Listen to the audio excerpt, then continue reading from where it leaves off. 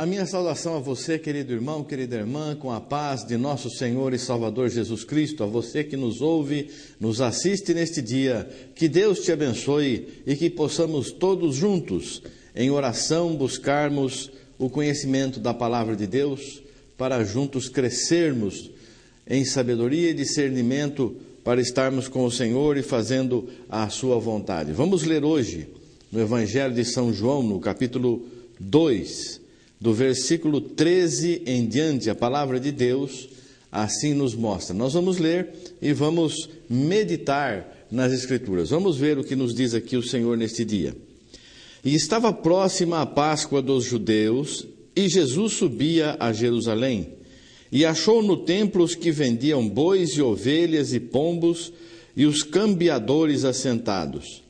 E tendo feito um azorrague de cordéis, lançou todos fora do templo, também os bois e ovelhas, e espalhou o dinheiro dos cambiadores, e derribou as mesas.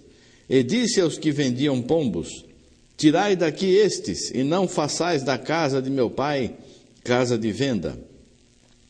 E os seus discípulos lembraram-se do que está escrito: o zelo da tua casa me devorará.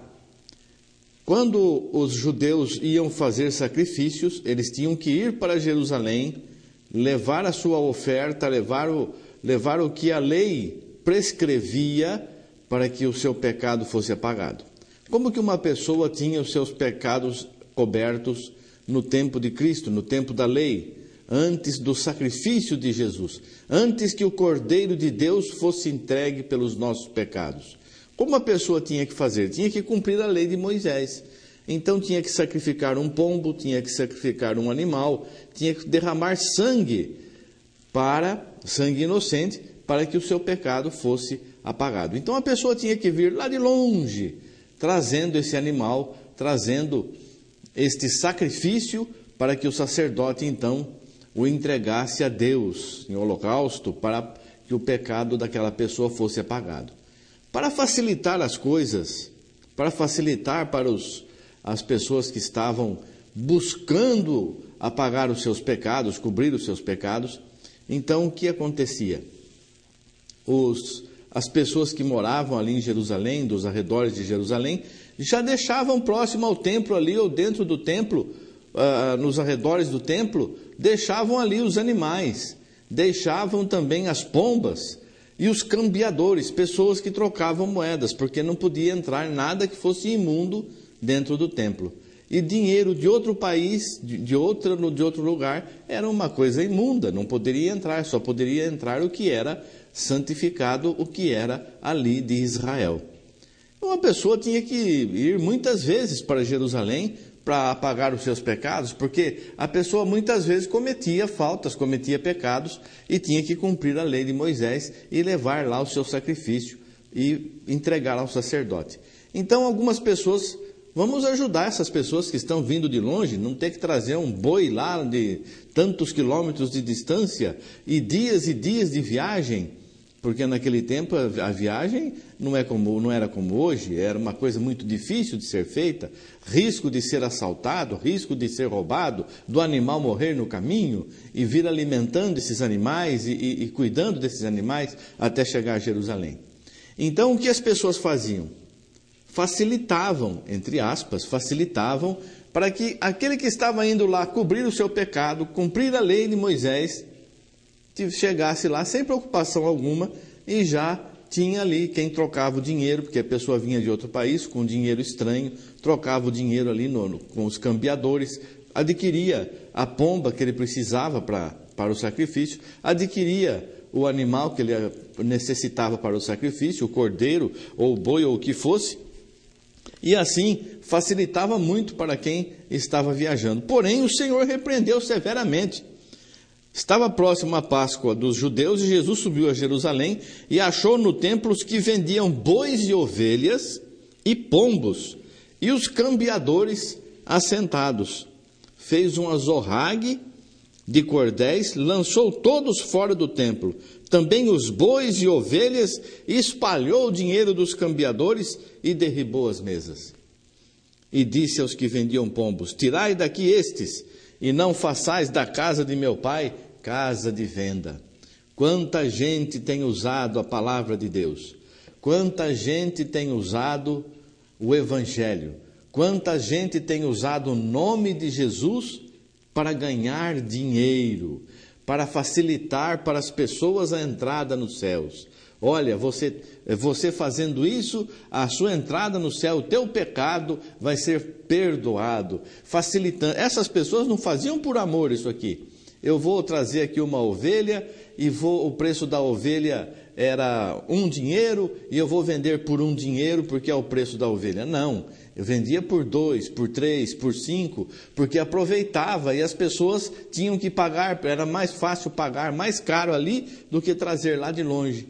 E quantas pessoas hoje estão aí vendendo as bênçãos de Deus, vendendo, aproveitando o Evangelho, aproveitando o nome de Jesus e fazendo festas e fazendo honrarias a Deus, mas para Deus mesmo não faziam nada, porque estavam mais interessados em ganhar o dinheiro, em ter o dinheiro, buscavam o dinheiro.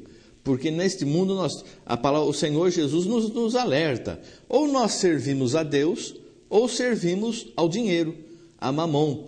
Não existe outra tentação para o homem. Tudo que se resume de tentação, ou o homem está fazendo a sua vontade, que é obter a satisfação sua carnal, e isso vem 99% através da sua posse financeira, ou o homem está buscando a Deus, buscando a satisfação de Deus, o prazer de Deus, a alegria de Deus, e entrega o seu corpo em sacrifício vivo e agradável a Deus.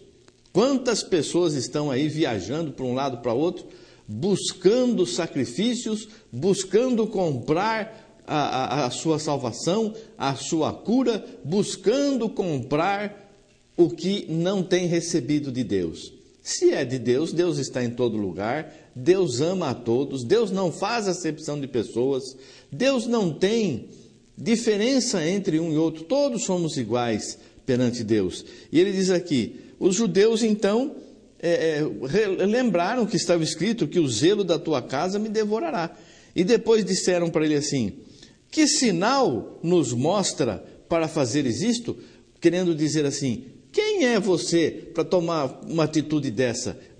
Nos expulsar daqui e tirar o nosso ganho, tirar o nosso dinheiro? Nós vivemos disso, nós ganhamos com isso. Quem é você para fazer essas coisas todas? E então o Senhor Jesus respondeu Jesus e disse-lhes, derribai este templo e em 3 dias o levantarei. Disseram, pois, os judeus, em 46 anos foi edificado este templo, e tu o levantarás em 3 dias? Veja bem, aqui o Senhor Jesus disse, derribai este templo e em 3 dias o levantarei. E eles disseram assim, demorou 46 anos para esse templo ser levantado. Como que o Senhor vai edificar em 3 dias? Eles não estavam preocupados com o templo ser derribado. Eles estavam preocupados com a reedificação do templo. Eles estavam preocupados com a aparência. Eles não quiseram nem saber que templo que era.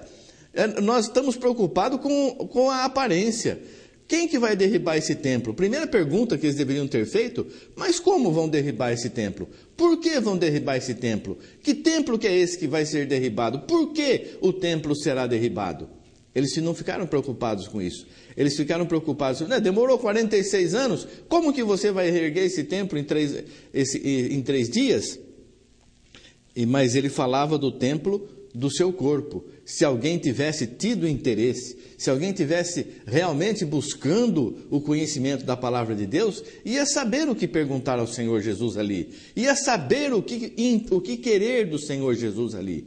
Porque nós não podemos simplesmente nos chegar na presença de Deus e pedir bênçãos materiais mas o que você necessita verdadeiramente de Deus? Você precisa ficar vendendo pombos e ovelhas e bois e você precisa ficar pegando dinheiro? O que o Senhor Jesus nos diz? Buscar primeiro o reino do céu e a sua justiça, e as demais coisas, que inclui tudo, serão acrescentadas. Aquele que busca primeiro o reino dos céus e a sua justiça, as demais coisas não farão falta. No momento certo, na hora certa, na quantidade certa, virá. E virá até com abundância.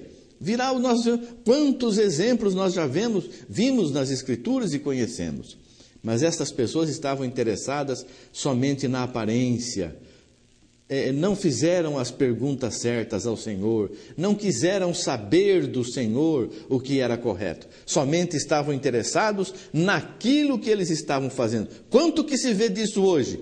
Nós temos aqui uma congregação e na nossa congregação é assim e tem que ser assim. Ninguém indaga por que aquele outro irmão está fazendo um pouco diferente de nós. Por que aquela irmã está fazendo um pouco diferente de nós? Onde a irmã está vendo isso? Onde o irmão está vendo aquilo? Para que eu também conheça a vontade do meu Senhor.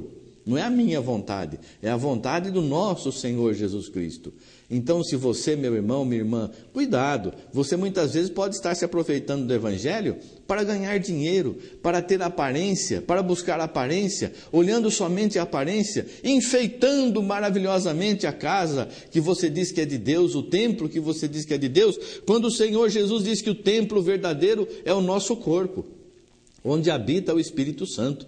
Então você está muito preocupado com a aparência do templo, com o enfeite do templo e com a sua roupa e com a sua aparência. Mas o Senhor diz, tudo isso será destruído e só aqueles que fazem a vontade do meu Pai é que estarão morando comigo nas mansões celestiais. Disseram, pois, os judeus, em 46 anos foi edificado esse templo e tu o levantarás em 3 dias? Mas ele falava do templo do seu corpo.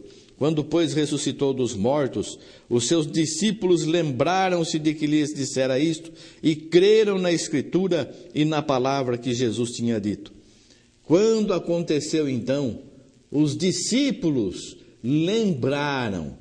Então, hoje o Senhor está te lembrando, você é discípulo de Deus, você é discípulo de Jesus. Discípulo é aluno, você está aprendendo de Jesus. O Mestre Jesus Cristo está te lembrando. Recorde-se, meu filho, minha filha, recorde-se, lembre-se que eu lhe disse isso, que eu estarei em vós. Vós sois o templo do Espírito Santo. Eu habito em vós. Cuidado, cuide deste templo onde eu estou residindo. Cuide deste templo em que eu estou morando. Não faça do meu templo um lugar de ladrões, um lugar de pecado, um lugar de erros, como o Senhor corrigiu aqui.